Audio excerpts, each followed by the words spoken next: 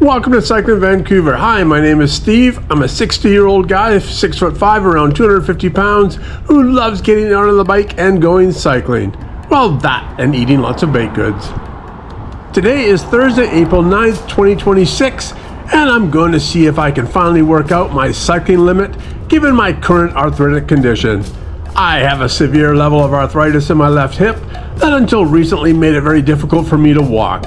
But after a cortisone injection into the hip a couple of weeks ago, I have been able to get out cycling. For me, it's been a miracle drug. While my first rides were quite short, around 12 kilometers, my last two rides were up to about 30.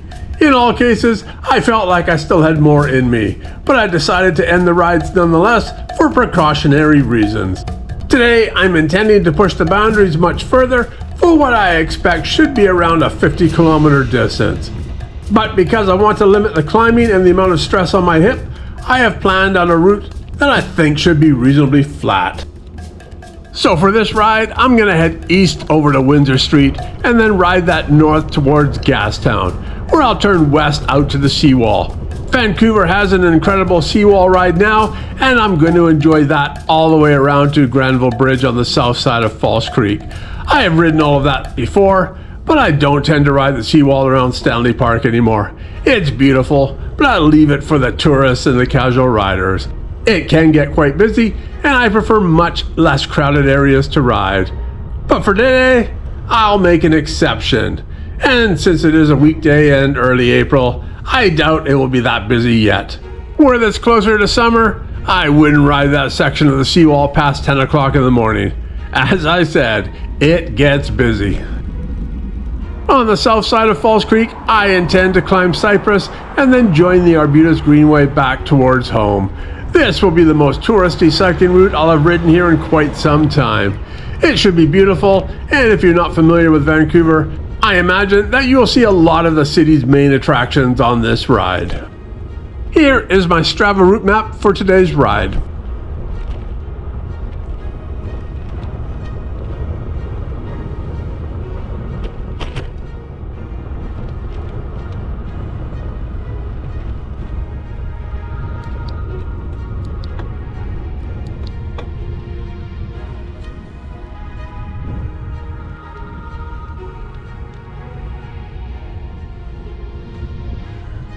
I added an extra block to the climb on George Street, but it started to be a little much for me, so I turned right.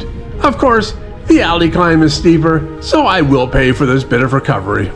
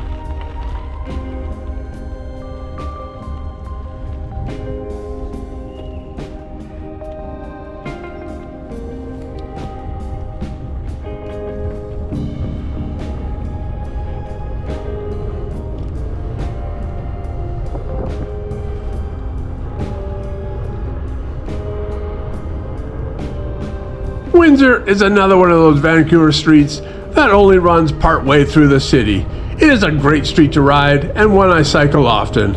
It would take me the rest of the way, but I'll turn off at 10th.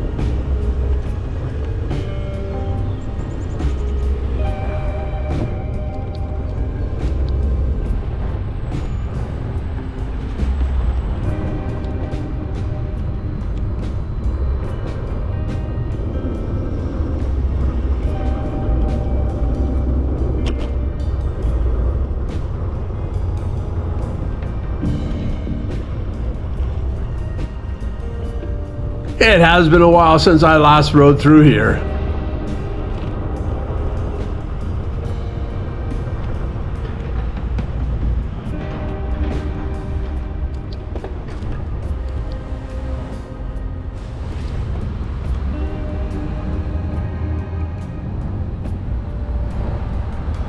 I will cross Chinatown on Quebec and into Gastown. The last time I rode through Gastown, large areas were fenced off for street repairs.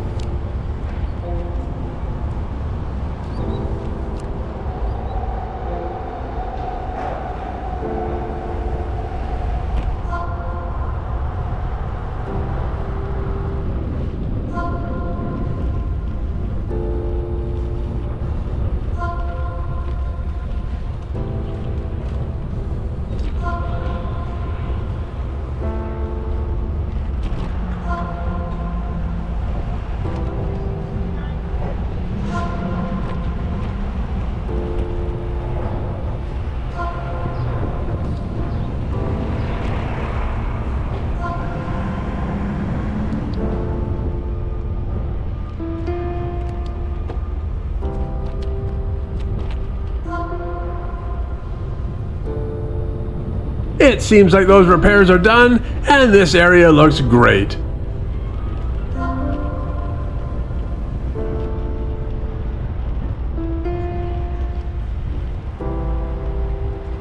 Though more of the roadway does need fixing. It looks like there will be construction in this area for a few more years.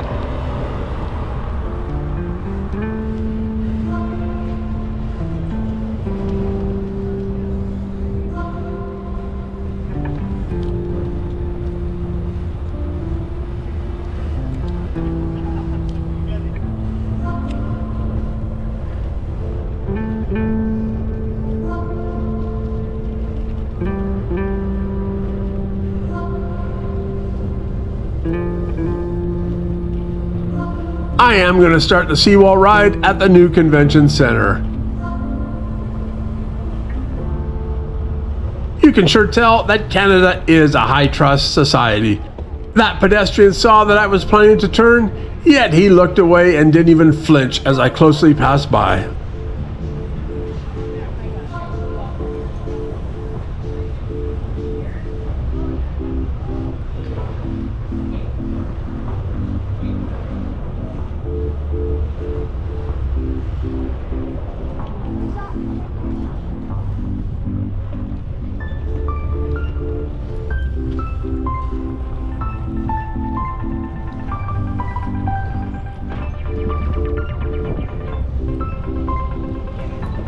This is a lovely place to ride, but pedestrians either pay no attention to the signs or they just don't care that they're hanging out in a cycling lane.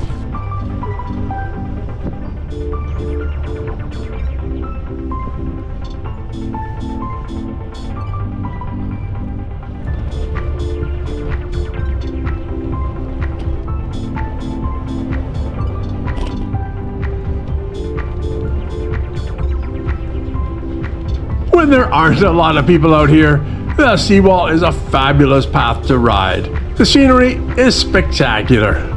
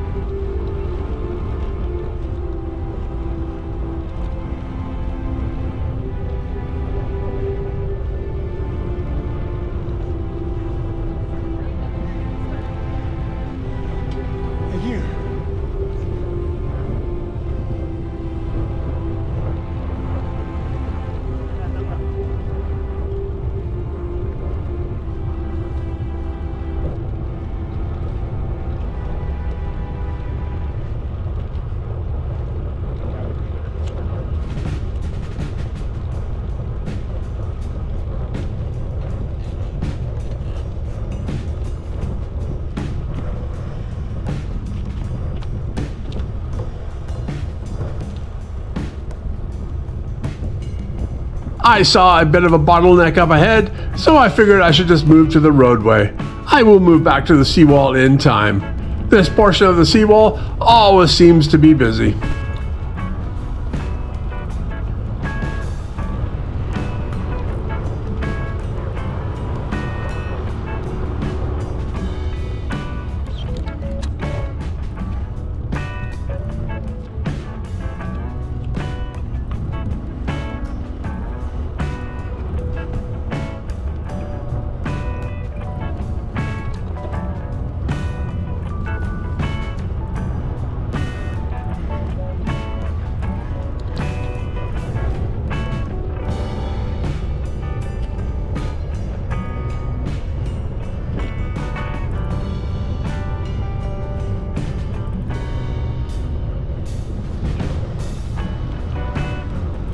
Hey, left.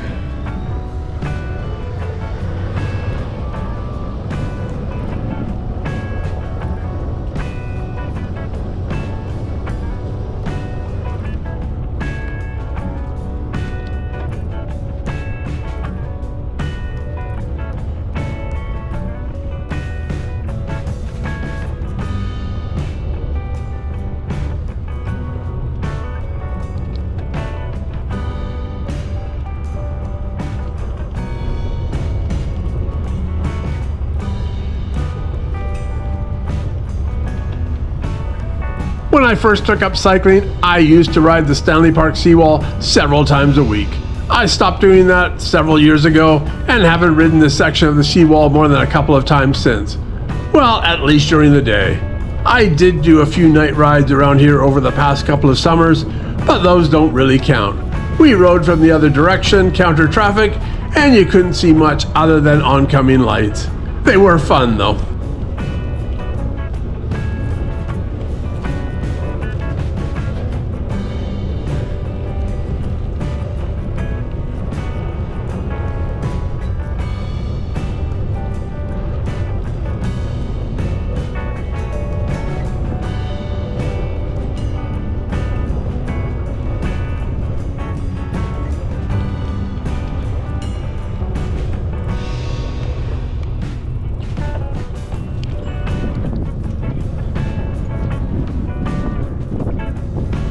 I could hear someone coming up from behind me and let him pass.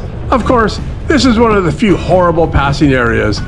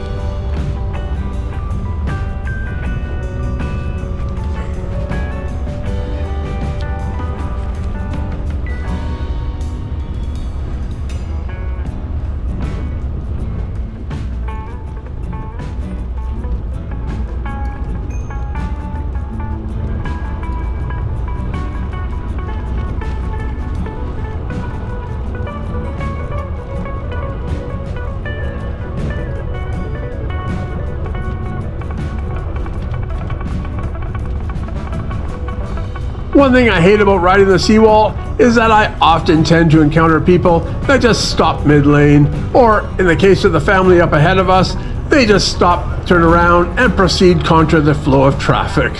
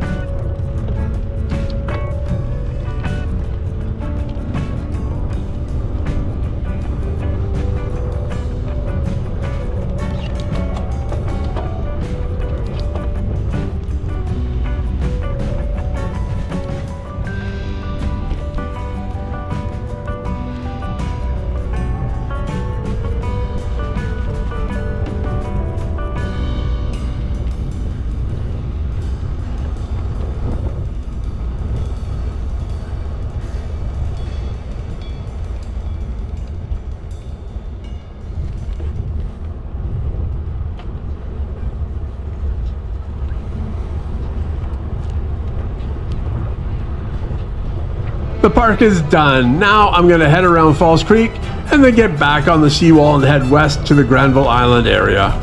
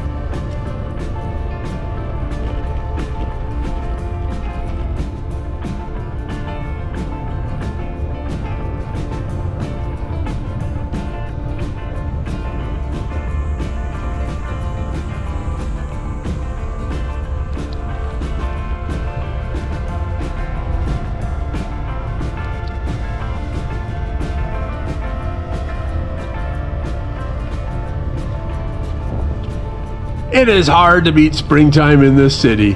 Every year I say that, and every year it is true. Amazing.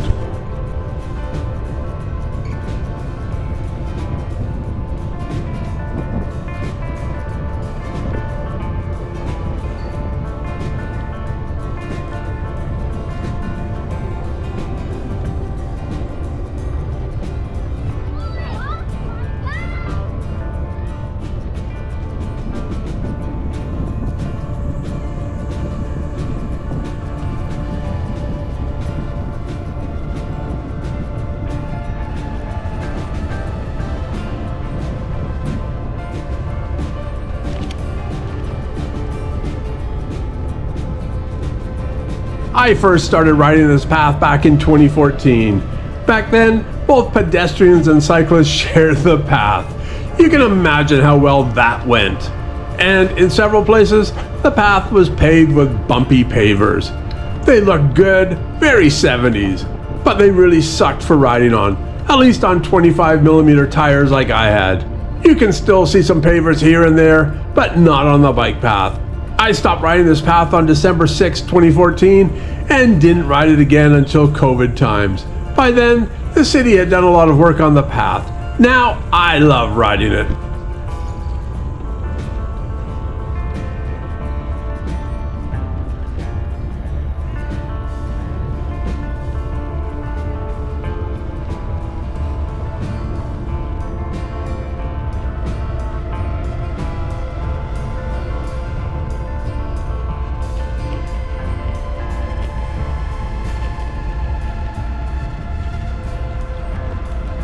The path does continue, but right now it is blocked by the Cycl'n construction up ahead next to the Burrard Bridge. We will shortly get a glimpse of the 3 towers under construction. That means it's time to get back on the road and head over to Cypress Street.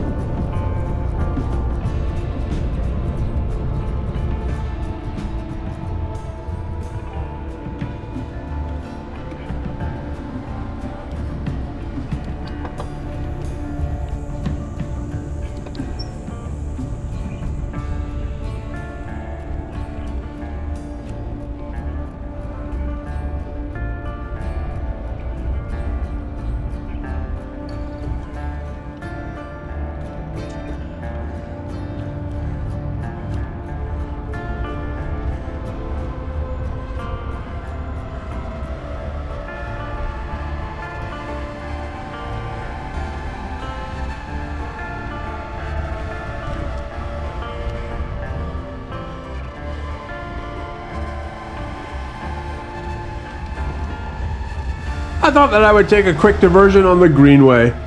It too is blocked up ahead, so I expect to shortly end up back on Cypress.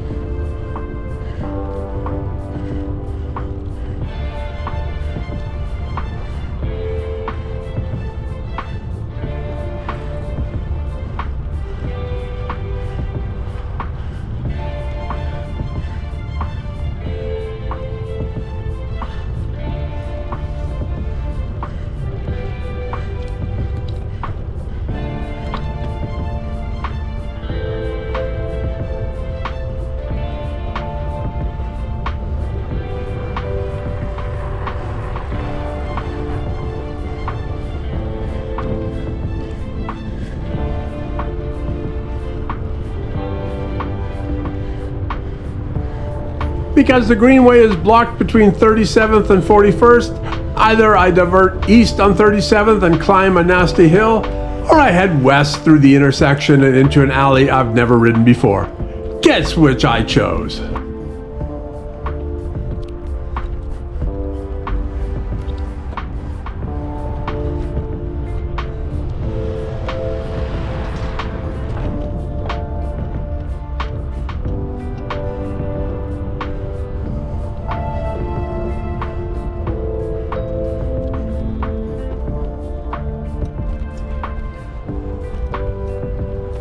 Time to join traffic. This should be fun.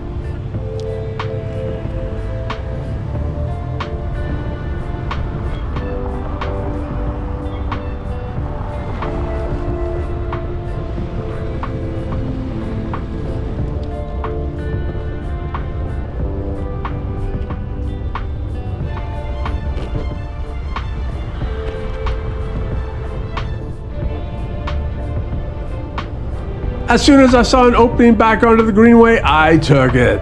This is so much more relaxed than late afternoon traffic. I'll ride the Greenway south to 68th and then cut east back home.